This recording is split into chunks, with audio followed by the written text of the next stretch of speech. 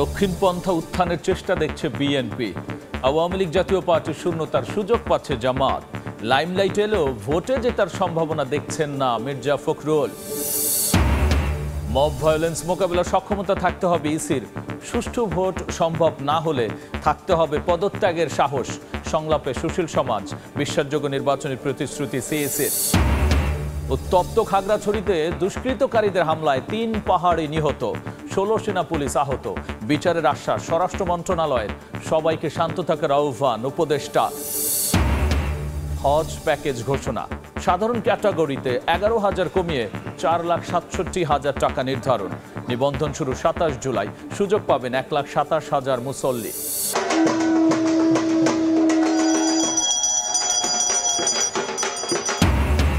মহাষষ্ঠীতে কল্পরম্ভের মধ্য দিয়ে শারদীয় দুর্গা উৎসব শুরু।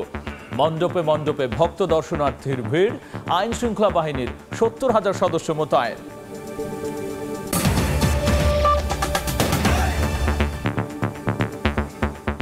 জনপদের সময় সঙ্গে আছি আমি গোলাম রাব্বি। বাংলাদেশে দক্ষিণপন্থী রাজনীতির উত্থানের চেষ্টা হচ্ছে বলে মন্তব্য করেছেন বিএনপির মহাসচিব মির্জা ফখরুল ইসলাম আলমগীর। জানিয়েছেন আওয়ামী লীগের কার্যক্রম নিষিদ্ধ ও জাতীয় পার্টি নিষ্ক্রিয় থাকার সুবিধা পাচ্ছে জামাত। দলটি লাইমলাইটে এলেও ভোটে জেতার সম্ভাবনা নেই। নিউ ইয়র্কে সময় সংবাদকে দেয়া বিএনপি মহাসচিবের সাক্ষাৎকারের আরেকটি অংশ নিয়ে হাসানুজ্জামান সাকির রিপোর্ট। ৫ই আগস্টের পর রাজনীতির মাঠে বিএনপির প্রধান প্রতিদ্বন্দ্বী জামায়াতে ইসলামী। রাজনীতিতে দীর্ঘদিনের সহযাত্রী দল দুটির মধ্যে সাম্প্রতিক সময়ে দূরত্ব বেড়েছে। সংস্কার, জুলাই সনদ সহ নির্বাচন পদ্ধতি নিয়ে বিএনপি জামায়াতের বর্তমান অবস্থান এখন বিপরীতমুখী। বাংলাদেশের মানুষের মধ্যে এসব বিষয় নিয়ে নিউ ইয়র্ক সফররত বিএনপি মহাসচিব মির্জা ফখরুল ইসলাম আলমগীরের সঙ্গে কথা হয় সময় সংবাদের। সাক্ষাৎকারে মির্জা ফখরুল বলেন, ক্ষমতাচ্যুত আওয়ামী লীগের রাজনৈতিক কর্মকাণ্ড নিষিদ্ধ এবং জাতীয় পার্টিও রাজনৈতিকভাবে নিষ্ক্রিয় থাকায় সুবিধাজনক অবস্থানে আছে জামায়াত। বাংলাদেশে তো রাজনৈতিক দল বলতে যে কয়েকটা দল ছিল, আপনার আওয়ামী লীগ, বিএনপি, জাতীয় পার্টি, জামাত, এই চারটেই তো মূল দল ছিল। সেক্ষেত্রে আওয়ামী লীগ নেই, আপনার জাতীয় পার্টির একই অবস্থা প্রায়। এখন বিএনপি আর জামাত আপনার অত্যন্ত যেভাবে হোক তারা লাইমলাইটে এসে গেছে এখন, এবং আপনার মিডিয়ার বদৌলতে এবং তাদের সাংগঠনিক কর্মকাণ্ডের বদৌলতে তারা একটা জায়গায় পৌঁছানোর চেষ্টা করছে। এটা করবেই তারা, এটাই স্বাভাবিক, আপনার করাটাই স্বাভাবিক। তো সেই ক্ষেত্রে আমার কাছে মনে হয় না যে জনগণের মধ্যে জামাতের যে খুব বেশি প্রভাব বেড়েছে, এটা আমার কাছে মনে হয় না। আমি নিজে মাঠের রাজনীতিবিদ, মাঠে যাতায়াত করি, তাতে বুঝতে পারি যে তার গিয়ে সেখানে খুব বেশি একটা নাই। বৈশ্বিক রাজনীতির গতিপ্রবাহ তুলে ধরে বাংলাদেশেও যে তা থেকে বিচ্ছিন্ন নয় তা স্পষ্ট করেন মির্জা ফখরুল। তবে সেই প্রচেষ্টা ভোটের মাঠে সফল হবে না বলে তার বিশ্বাস। সমস্যা হচ্ছে যে আপনার এখানে, আমি এর আগেও বলেছিলাম যে আপনার একটা সারা পৃথিবীতেই আপনার একটা দেখা যাচ্ছে যে দক্ষিণ পন্থা যারা নিয়ে যারা রাজনীতি করে তাদের একটা উত্থান হচ্ছে আর কি। সেক্ষেত্রে বাংলাদেশে এটা চেষ্টা করা হচ্ছে। আর জামাতের একটা অ্যাডভান্টেজ হচ্ছে, জামাত কিন্তু আপনার it's a very organise political party, regimented political party, এবং সেই সঙ্গে তাদের ফান্ড টান্ডও আছে যথেষ্ট। সুতরাং তারা কাজ ওইভাবে করছে। এটা তাদের জন্য কিছুটা প্লাস পয়েন্ট তো নিঃসন্দেহে। তবে জনগণের কাছে গিয়ে সিলেকশনে পুরোপুরি জিতে যাওয়া, এইরকম কোন অবস্থা আমার কাছে মনে হয় না। জাতিসংঘে প্রধান উপদেষ্টার বক্তব্যের পর নির্বাচন নিয়ে সংশয় কিছুটা হলেও কমেছে বলে মনে করেন মির্জা ফখরুল। মির্জা ফখরুল জানান, সারা দেশে বিএনপির সম্মেলন হচ্ছে, সাংগঠনিকভাবে দল গোছানো হচ্ছে। নির্বাচনের আগে সময় মতোই দলের ভারপ্রাপ্ত চেয়ারম্যান তারেক রহমান দেশে ফিরবেন বলেও জানান বিএনপি মহাসচিব। হাসানুজ্জামান সাকি, সময় সংবাদ, নিউ ইয়র্ক, যুক্তরাষ্ট্র। মব ভায়োলেন্স মোকাবিলার সক্ষমতা অর্জন করতে হবে কমিশনকে। ভোট সুষ্ঠু করা সম্ভব না হলে থাকতে হবে পদত্যাগের সাহস। নির্বাচন কমিশনের সংলাপে এমন পরামর্শ দিয়েছেন সুশীল সমাজ। পিআর ইস্যু ও শাপলা প্রতীক নিয়ে ইসিকে সিদ্ধান্তে অনড় থাকার পরামর্শ তাদের। সিইসি বলেছেন, বিশ্বাসযোগ্য নির্বাচন করতে প্রতিশ্রুতিবদ্ধ কমিশন। জাতীয় সংসদ নির্বাচন সামনে রেখে অংশীজনদের সঙ্গে সংলাপ শুরু করেছে নির্বাচন কমিশন। রোববার প্রথম দিনে সুশীল সমাজের ৩০ জন প্রতিনিধিকে আমন্ত্রণ জানালেও ইসির ডাকে সাড়া দেয়নি অর্ধেকেরও বেশি। সিইসির সভাপতিত্বে ১৩ জনকে নিয়ে শুরু হওয়া সংলাপে উঠে আসে নির্বাচন নিয়ে নানা চ্যালেঞ্জের কথা। আপনারা নির্বাচন করতে যেমন দৃঢ় প্রতিজ্ঞ থাকবেন, নির্বাচন না করতেও দৃঢ় প্রতিজ্ঞ থাকতে হবে। আপনারা যদি মনে করেন আপনাদের বিবেচনায়, আপনাদের তদন্তে, আপনাদের জরিপ সমস্ত কিছুতে যদি মনে করেন সুষ্ঠু নির্বাচন সম্ভব নয়, আমি মনে করি নির্বাচন থেকে সরে আসা উচিত। আপনাদের পদত্যাগ করা উচিত বা অপারগতা প্রকাশ করা উচিত। আগামী নির্বাচন সবচেয়ে কঠিন হবে। বাস্তবতা বা প্রত্যাশা এই দুইটার মাঝখানে একটা বা এই দুইটাকে নিয়ে আপনাদের দায়িত্বটা পালনের সুযোগ আসবে। পেশাগত জায়গাটাতে আপনাদের আমি বলবো যে একেবারে সোজা লাইন সিরাতুল মুস্তাকিম ধরে হাঁটতে হবে। সামনে এই নির্বাচন কমিশন দৃঢ় সংকল্প থেকেছে। সুষ্ঠু, অবাধ ও নিরপেক্ষ নির্বাচনের জন্য কমিশনের নৈতিকতা জরুরি। দলমতের ঊর্ধ্বে উঠে নির্বাচন কমিশনকে নিরপেক্ষ এবং সাহস দেখানোর আহ্বান জানান তারা। এই নির্বাচনেও সেই বাছাইয়ের ক্ষেত্রে যদি কোনো ব্যত্যয় ঘটে তাহলে কিন্তু নির্বাচন কমিশনকে শুধু কঠিন অবস্থার মধ্যে পড়তে হবে না, আগামী নির্বাচন যথেষ্ট প্রশ্নবিদ্ধ হবে এবং সেই নির্বাচন নিয়ে যে জনগণের আকাঙ্ক্ষা তার বিপরীতে যাবে। যেই সরকার প্রকৃত অর্থে একটি অবাধ, নিরপেক্ষ, সুষ্ঠু, স্বচ্ছ নির্বাচন চায় কিনা সেই ব্যাপারে নিশ্চিত করতে হবে। পরে দুপুরে শিক্ষাবিদদের নিয়ে আবার সংলাপে বসে ইসি। এখানেও ইসির আমন্ত্রণে সাড়া দেননি অর্ধেক শিক্ষাবিদই। গণমাধ্যমের অবাধ বিচরণ নিশ্চিত করার তাগিদ দিয়ে শিক্ষক প্রতিনিধিরা বলেন, কমিশনের সততা এবং নিরপেক্ষতার উপর ভোটের মানদণ্ড নির্ভর করবে। পরে সমাপনী বক্তব্য দেন সিইসি। বলেন, আইন অনুযায়ী সুষ্ঠু, সুন্দর, নিরপেক্ষ ভোট করতে প্রতিশ্রুতিবদ্ধ কমিশন। আমরা এবার এটা অ্যাড্রেস করবো, ইনশাল্লাহ সবাই ভোটের ব্যবস্থা করবো। এই আরেকটা উদ্যোগ আমরা নিয়েছি।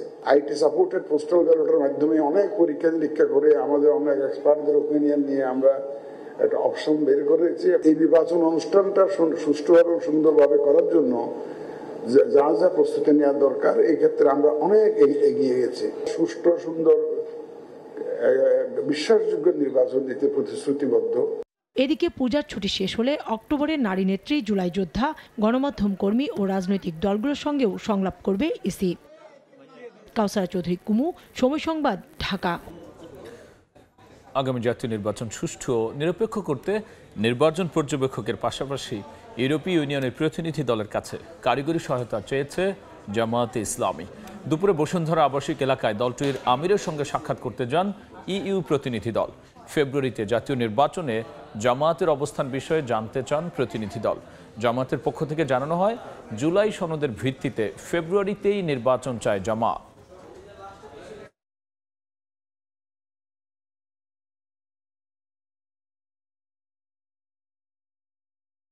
আমির জামাত বলেছেন যে শুধু আপনার ইলেকশন অবজারভেশন করবেন এটা আমরা চাই না, আমাদের নির্বাচন সুষ্ঠু, গ্রহণযোগ্য, নিরপেক্ষ করার জন্য প্রয়োজনীয় টেকনিক্যাল সাপোর্ট আপনারা দেবেন। আমরা ফেব্রুয়ারিতে ইলেকশনে যেতে চাই, প্রোভাইডেড আমাদের যে রিফর্ম প্রপোজালগুলো জুলাই সনদের আইনি ভিত্তির মধ্য দিয়ে এই নির্বাচনটাই এর ভিত্তিতে হইতে হবে। দেশ পুনর্গঠন প্রক্রিয়ায় অংশ নিতে প্রবাসী বাংলাদেশিদের প্রতি আহ্বান জানিয়েছেন প্রধান উপদেষ্টা doctor Mohammad Yunus. NRB connect day উপলক্ষে নিউ ইয়র্কে এক অনুষ্ঠানে তিনি বলেছেন, প্রবাসীরা বাংলাদেশের অবিচ্ছেদ্য অংশ। জুলাই অভ্যুত্থানের পর পরিবর্তনকে এগিয়ে নিতে প্রবাসীদের গুরুত্বপূর্ণ ভূমিকা পালনের আহ্বান জানিয়েছেন সরকার প্রধান। নিউ ইয়র্ক থেকে হাসানুজ্জামান সাকির রিপোর্ট। বাংলাদেশ বিনিয়োগ উন্নয়ন কর্তৃপক্ষ বিডার আয়োজনে নিউ ইয়র্কে আয়োজিত এনআরবি কানেক্ট ডে অনুষ্ঠানে যোগ দেন প্রধান উপদেষ্টা ডক্টর মোহাম্মদ ইউনূস। এ সময় করতালি আর স্লোগানে বাংলাদেশের একমাত্র নোবেল জয়ী অর্থনীতিবিদকে স্বাগত জানান প্রবাসীরা। প্রধান উপদেষ্টার বক্তব্যে ঘুরে ফিরে আসে বাংলাদেশের প্রসঙ্গ। 1 বছর আগে কি পরিস্থিতিতে তিনি সরকার গঠন করেছিলেন তা জানান প্রবাসীদের। আমরা প্রত্যেকে নিজে খেলবো, যেটুকু অংশ আমরা পারি সেটুকু অংশ আমরা পালন করবো, তাহলে সরকার প্রধান বলেন, প্রবাসীরা যে যেখানেই আছেন দেশের জন্য কাজ করতে হবে। আপনারা যেমন গুরুত্বপূর্ণ বাংলাদেশের জন্য, তারাও তাদের জন্য, তাদের দেশের জন্য গুরুত্বপূর্ণ। তারা যদি মনে করি হ্যাঁ থ্যাংক আমরা মাধ্যমে কাজকর্ম করবো, তাহলে আস্তে আস্তে দেখবে যে রাস্তা খুলে যাচ্ছে।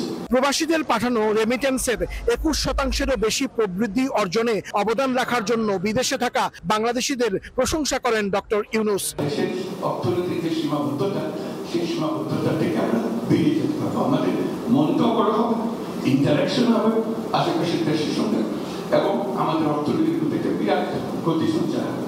জাতিসংঘের অধিবেশনের মতোই এই অনুষ্ঠানেও প্রধান উপদেষ্টার পাশে ছিলেন সফরসঙ্গী বিএনপি, জামায়াত ও এনসিপির নেতারা। তারা বাংলাদেশ প্রশ্নে সবাইকে এক থাকার ওপর জোর দেন। আমরা কমিটেড যে আমরা এই সংস্কার কমিশনগুলো আমরা আমাদের অবদান রাখার চেষ্টা করছি রাজনৈতিক দল হিসেবে, এবং যতটা সম্ভব আমরা কাজ করছি। বাংলাদেশ এখন আগের জায়গায় আর ফিরে যাবে।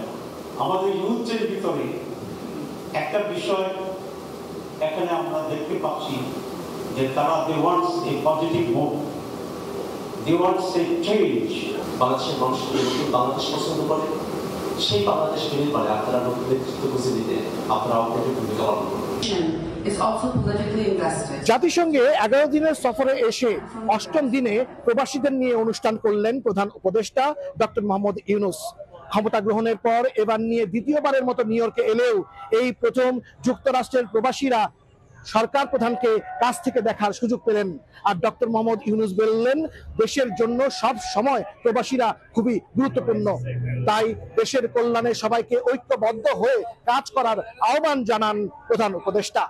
হাসানুজ্জামান সাকি, সময় সংবাদ, টাইমস স্কয়ার, নিউ ইয়র্ক।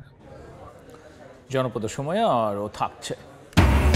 টাঙ্গাইলে তিতাসের মূল সঞ্চালন লাইন ফেটে 12,000 গ্যাস সংযোগ বিচ্ছিন্ন। মেরামতের জন্য খুঁটি সরানোয় বিদ্যুৎ বিচ্ছিন্ন প্রায় 2 লাখ গ্রাহক। স্কুল ছাত্রী ধর্ষণ ইস্যুতে উত্তপ্ত খাগড়াছড়ি, প্রতিবাদে উত্তাল পাহাড়ি জনপদ। গুইমারায় দুষ্কৃতকারীদের হামলায় 3 পাহাড়ি নিহত এবং মেজর সহ 13 সেনা সদস্য, 3 পুলিশ সদস্য আহতের ঘটনায় গভীর দুঃখ প্রকাশ করেছেন স্বরাষ্ট্র মন্ত্রণালয়। আশ্বাস দেওয়া হয়েছে তদন্ত করে জড়িতদের আইনের আওতায় আনার। স্কুল ছাত্রীকে ধর্ষণের ঘটনার প্রতিবাদে উত্তাল পাহাড়ি জনপদ খাগড়াছড়ি, চলছে অনির্দিষ্টকালের সড়ক অবরোধ কর্মসূচি। রোববার সকাল থেকে জেলা শহর ও শহরতলিতে দেখা গেছে সব ধরনের যান চলাচল বন্ধ, ছেড়ে যায়নি কোনো দূরপাল্লার বাস। সাধারণ মানুষও বাসাবাড়ি থেকে বের হতে পারছেন না। তবে সাজেকে আটকা পড়া 2000 পর্যটককে শনিবার রাতেই সেনাবাহিনীর বিশেষ নিরাপত্তায় ঢাকার উদ্দেশ্যে পাঠানো হয়েছে। পরিস্থিতি নিয়ন্ত্রণে জেলা পুলিশের পাশাপাশি 3 প্লাটুন আর্মড পুলিশ ও 7 প্লাটুন বিজিবির দায়িত্ব পালন করছে। জারি করা হয়েছে 144 ধারা। এছাড়া 2 পক্ষকে নিয়ে বৈঠক করেছেন পার্বত্য চট্টগ্রাম বিষয়ক উপদেষ্টা। আমরা এখন অলরেডি ইলেকশন মোডে আছি, এই ধরনের কোনো ঘটনা ঘটতে আর দেওয়া যাবে না। এদিকে গুইমেরায় দুষ্কৃতকারীদের হামলায় 3 পাহাড়ি নিহত এবং মেজর সহ 13 সেনা সদস্য, গুইমেরা থানার ওসি সহ 3 পুলিশ সদস্য এবং আরও অনেকে আহতের ঘটনায় স্বরাষ্ট্র মন্ত্রণালয়ের পক্ষ থেকে গভীর দুঃখ প্রকাশ করা হয়েছে। মন্ত্রণালয়ের এক বিবৃতিতে জানানো হয়, জড়িতদের বিরুদ্ধে শিগগিরই তদন্ত করে আইনগত ব্যবস্থা নেওয়া হবে। 23 সেপ্টেম্বর এক স্কুল ছাত্রীকে ধর্ষণের অভিযোগ ওঠে। পরে 3 জনের বিরুদ্ধে সদর থানায় মামলা করেন ভুক্তভোগীর বাবা। এতে এখন পর্যন্ত 1 জনকে গ্রেফতার করেছে পুলিশ। সময় সংবাদ, খাগড়াছড়ি। আগামী বছরের জন্য 3টি হজ প্যাকেজ ঘোষণা করেছে সরকার। এর মধ্যে সুলভে 16,500 টাকা কমিয়ে 5,58,000 এবং সাধারণে 11,000 কমিয়ে 4,67,000 টাকা নির্ধারণ করা হয়েছে। আর প্রথমবার চালু হওয়া বিশেষ প্যাকেজে খরচ পড়বে 6,90,000। ধর্ম উপদেষ্টা জানিয়েছেন, নিবন্ধন শুরু হবে 27 জুলাই। চাঁদ দেখা সাপেক্ষে আগামী বছর পবিত্র হজ হতে পারে 26 মে। বাংলাদেশ থেকে হজে যাওয়ার সুযোগ পাবেন 1,27,000 জনের মতো। রোববার সচিবালয়ে সংবাদ সম্মেলনে হজ প্যাকেজ ঘোষণা করে ধর্ম মন্ত্রণালয়। উপদেষ্টা জানান, 3টি প্যাকেজ চূড়ান্ত করা হয়েছে। প্রথমবার চালু হওয়া প্যাকেজ বিশেষে খরচ পড়বে 6,90,000 টাকা। প্যাকেজ সুলভে 16,500 কমিয়ে 5,58,000 টাকা এবং প্যাকেজ সাধারণে 11,000 কমিয়ে 4,67,000 টাকা নির্ধারণ করা হয়। এবছর সরকারের মাধ্যমে আমরা 3টা প্যাকেজ ঘোষণা করছি। প্যাকেজ নাম্বার 1 বিশেষ হজ প্যাকেজ 2, হজ প্যাকেজ 3, মোট 3টা প্যাকেজ আমরা নির্ধারণ করেছি। হজ প্যাকেজ 1 বিশেষ প্যাকেজ। এই প্যাকেজে হজ যাত্রীরা মক্কায় হারাম শরীফের বহিরাঙ্গন থেকে সর্বোচ্চ 700 মিটারের মধ্যে হোটেলে থাকবেন। D+ ক্যাটাগরির সার্ভিস সহ মোয়াল্লেম কর্তৃক খাবার সরবরাহ করা হবে। এই প্যাকেজের খরচ ধরা হয়েছে 6,90,597 টাকা। বেসরকারিভাবে হজ প্যাকেজের মূল্য নির্ধারণ করা হয়েছে 5,09,000 টাকা। এই মূল্যের সঙ্গে কম বেশি করে আরো 2টি প্যাকেজ অফার করতে পারবে এজেন্সিগুলো। বেসরকারি মাধ্যমের সাধারণ হজ প্যাকেজ শিরোনামে একটা প্যাকেজ আমরা নির্ধারণ করেছি। এই প্যাকেজের খরচ ধরা হয়েছে 5,09,185 টাকা। সরকার কর্তৃক অনুমোদিত এই প্যাকেজটি গ্রহণ করে এজেন্সি সমূহ অতিরিক্ত 2টি প্যাকেজ ঘোষণা করতে পারবে এবং ওনারা যদি 5 স্টার হোটেল রাখতে চান বা ভালো আছে, আমাদের কোনো আপত্তি নেই। তারা হাজিদেরকে যদি ক্লক টাওয়ারে রাখতে চান, এটি প্যাকেজ তারা ঘোষণা করতে পারবে। আগামী বছর 70 বছরের ঊর্ধ্বে কেউ হজে যেতে চাইলে সঙ্গে নিতে হবে 50 বছরের নিচে কাউকে। আগামী 8 ফেব্রুয়ারি থেকে হজের জন্য ভিসা দেয়া শুরু হবে। ফ্লাইট শুরু হবে 18 এপ্রিল। মাসুদুর রহমান, সময় সংবাদ, ঢাকা। জনপদের সময়ে আরও থাকছে। এশিয়া কাপের ফাইনালে ভারত পাকিস্তান মহারণ শুরু কিছুক্ষণ পর। নবম শিরোপায় চোখ টিম ইন্ডিয়ার, প্রতিশোধের লক্ষ্য ম্যান ইন গ্রিনের। ষষ্ঠী পূজার মধ্য দিয়ে শুরু হলো সনাতন ধর্মাবলম্বীদের শারদীয় দুর্গা উৎসব। মন্দিরে মন্দিরে ভিড় করছেন ভক্তরা। সে খবর জানাতে খুলনার ধর্মসভা মন্দিরে আছেন সহকর্মী আব্দুল্লাল মামুন রুবেল। সরাসরি যাচ্ছি তার কাছে। মহাষষ্ঠীতে সকালে অধিবাসন এবং অঞ্জলির মধ্য দিয়ে যে শারদীয় দুর্গাপুজো শুরু হয়েছে বিকেল গড়াতেই তা কিন্তু আরো উৎসব মুখর হয়ে উঠেছে। সন্ধ্যার পরপর আমরা দেখছি বিভিন্ন খুলনা নগরীর পূজা মণ্ডপ এবং মন্দিরগুলোতে ভক্তদের উপচে পড়া ভিড়। এই মুহূর্তে আমি নগরীর আর্য ধর্মসভা মন্দিরে রয়েছি, যে জায়গাটিতে কিন্তু আমরা দেখছি একেবারে ভক্ত যারা রয়েছেন, যা সনাতন ধর্মাবলম্বীদের মধ্যে যারা পূর্ণ প্রত্যাশী রয়েছেন, তারা কিন্তু এই মন্দিরটিতে ভিড় করছেন। কিছু সময় পরপরই কিন্তু আসলে এখানে ভক্তদের সংখ্যা আসলে বেড়েই চলছে। কেউ পরিবার সাথে নিয়ে আসছেন, কেউ বন্ধুদের সাথে নিয়ে আসছেন। তারা আসলে প্রতিমা দর্শন করছেন, দেবী দর্শন করছেন, তারা আসলে নানা রকম প্রার্থনা করছেন। একটু বলে রাখি, এই মন্দিরের অন্য প্রান্তে কিন্তু আমরা দেখেছি সেখানে আসলে ধর্মীয় আচারের যে আচার যেটি সেটি আসলে কিন্তু পালন করা হচ্ছে।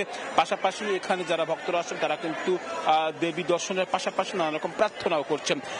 এর পাশাপাশি এখানে কিন্তু আমরা দেখেছি পুরোপুরি নিরাপত্তা ব্যবস্থা জোরদার করা হয়েছে। প্রতিটি গেটে, মন্দির প্রবেশের প্রতিটি গেটে কিন্তু আমরা পুলিশি প্রহরা দেখেছি। এছাড়া আনসার সদস্যরা রয়েছেন, স্বেচ্ছাসেবকরা রয়েছেন, তারা কিন্তু আসলে এই মন্দিরের যাবতীয় যে দুর্গা উৎসবের আয়োজন সেটি যাতে ঠিকভাবে পালন হয় সেটির জন্য কিন্তু তারা আসলে চেষ্টা করে যাচ্ছেন। একটু বলে রাখি, আজ মহাষষ্ঠীতে কিন্তু এই রাতে একটি পুজো রয়েছে। রাত 8টায় যে পুজোটি শুরু হয়েছে, এটির পরপরই কিন্তু আসলে পুজোর যে আনুষ্ঠানিকতা সেটি শেষ হবে। তবে এই পুজোর যে উৎসব সেটি কিন্তু আসলে সময়ের সাথে সাথে কিন্তু আরো বেশি রঙিন হয়ে উঠছে এবং প্রতিটি মন্দির কিন্তু আলোক সজ্জায় সজ্জিত করা হয়েছে এবং প্রতিটি সময় পর পরে কিন্তু আমরা দেখছি এখানে দর্শনার্থীর ভিড় বাড়ছে এবং সঙ্গে সঙ্গে তারা কিন্তু আসলে নানা রকম তাদের প্রত্যাশার কথা বলছেন। আমরা কয়েকজন ভক্তদের সঙ্গে আসলে কথা বলেছি, তারা কিন্তু আসলে জানাচ্ছেন যে তারা আগামী দিনগুলোতে আসলে যাতে পুরো দেশ ও জাতিকে নিয়ে ভালো থাকতে পারেন এবং এই যে 5টি দিন শারদীয় দুর্গা উৎসব হচ্ছে, এই দিনগুলো তারা যাতে আরো উৎসব মুখর করতে পারেন সেটি আসলে তারা প্রত্যাশা করছেন এবং তারা দেবী দুর্গার কাছে, দেবী মায়ের কাছে আসলে প্রার্থনা করছেন যে আগামী দিনগুলোতে পুরো দেশ এবং জাতি যাতে ভালো থাকতে পারে সেই প্রার্থনা করছেন। তো আমার কাছে এই ছিল খুলনা থেকে শারদীয় দুর্গা উৎসব নিয়ে সবশেষ খবর। মহাষষ্ঠীর সবশেষ নিয়ে আমরা সরাসরি ছিলাম খুলনায়। রাজধানীর আজিমপুরে সাবেক এমপি হাজী সেলিমের মদিনা ডেভেলপমেন্ট কোম্পানির তৈরি একটি ভবনে অভিযান চালিয়েছে যৌথ বাহিনী। অভিযানে 6টি বিলাসবহুল গাড়ির সন্ধান পাওয়া গেছে। এর মধ্যে একটি হাজী সেলিমের নামে নিবন্ধিত। তবে লম্বা সময় ধরে চলা অভিযানের বিষয়ে কোনো মন্তব্য দেয়নি যৌথ বাহিনী। রোববার দুপুর 12:30টার দিকে আজিমপুরের দায়রা শরীফ আবাসিক এলাকায় গুলশান আরা মাসুদা টাওয়ারের 12তলা ভবনে অভিযান শুরু করে যৌথ বাহিনী। বেসমেন্টের একটি কক্ষে 3টি বিলাসবহুল সহ মোট 6টি গাড়ি পাওয়া যায়। এর মধ্যে একটি হাজী সেলিমের নামে নিবন্ধিত, আরেকটি গাড়ি ডেভেলপার কোম্পানি মদিনা ট্রেডিং কর্পোরেশনের নামে, বাকি একটি শিল্প প্রতিষ্ঠান এবং 2টি ব্যক্তির নামে। তবে গাড়িগুলোর কাগজপত্র ও চাবি উদ্ধারের খবর পাওয়া যায়নি। জিজ্ঞাসাবাদের জন্য ভবনের ম্যানেজারকে নেওয়া হয় সেনা ক্যাম্পে। অভিযান চলাকালে কাউকে বের হতে দেওয়া হয়নি ভবন থেকে। তবে পরিচয় নিশ্চিত হওয়ার পর ভাড়াটিয়াদের প্রবেশের সুযোগ দেওয়া হয়। নানা নাটকীয়তার পর 5 ঘন্টার অভিযান শেষে গণমাধ্যমের সঙ্গে কথা না বলেই চলে যান যৌথ বাহিনীর সদস্য ও নির্বাহী ম্যাজিস্ট্রেট। রায়দুল ইসলাম শুভ, সময় সংবাদ, ঢাকা। টাঙ্গাইলে ফেটে গেছে তিতাসের মূল সঞ্চালন লাইন। এতে 2 উপজেলায় বিচ্ছিন্ন হয়ে গেছে আবাসিক ও বাণিজ্যিক প্রায় 12,000 গ্যাস সংযোগ। একসঙ্গে সঞ্চালন পাইপের পাশ থেকে পল্লী বিদ্যুতের খুঁটি সরিয়ে নিতে বিদ্যুতের সরবরাহ রয়েছে বন্ধ। সকাল 8:30টার দিকে সদর উপজেলার শিবপুর এলাকায় এই ঘটনা ঘটে। তিতাস জনায় গ্যাসের বাড়তি চাপে ফেটে যায় সঞ্চালন পাইপ। এতে প্রায় 12,000 আবাসিক ও 30টির অধিক বাণিজ্যিক সংযোগের সরবরাহ বন্ধ হয়ে যায়। খবর পেয়ে দ্রুত মেরামত কার্যক্রম শুরু করে তিতাস। এদিকে মূল সঞ্চালন পাইপের পাশেই খুঁটি থাকায় সরিয়ে নিতে সংযোগ বন্ধ রাখে পল্লী বিদ্যুৎ। এতে প্রায় 2 লাখ গ্রাহক বিদ্যুৎহীন হয়ে পড়েছেন। জনপদের সময়ের শীর্ষ সংবাদ জানিয়ে দিচ্ছে আরও একবার, দক্ষিণপন্থা উত্থানের চেষ্টা দেখছে বিএনপি। আওয়ামী লীগ জাতীয় পার্টির শূন্যতার সুযোগ পাচ্ছে জামাত। লাইমলাইটে এলেও ভোটে জেতার সম্ভাবনা দেখছেন না মির্জা ফখরুল। মব ভায়োলেন্স মোকাবিলার সক্ষমতা থাকতে হবে ইসির। সুষ্ঠু ভোট সম্ভব না হলে থাকতে হবে পদত্যাগের সাহস। সংলাপে সুশীল সমাজ। বিশ্বাসযোগ্য নির্বাচনী প্রতিশ্রুতি সিএসি।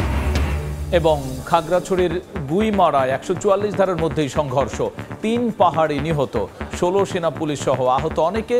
অপরাধীদের বিরুদ্ধে ব্যবস্থা নেওয়ার ঘোষণা স্বরাষ্ট্র মন্ত্রণালয়ের। এই ছিল জনপদের সময়। রাতের সময় নিয়ে ফিরছি আবারও কিছুক্ষণ পর। সঙ্গেই থাকুন সময়।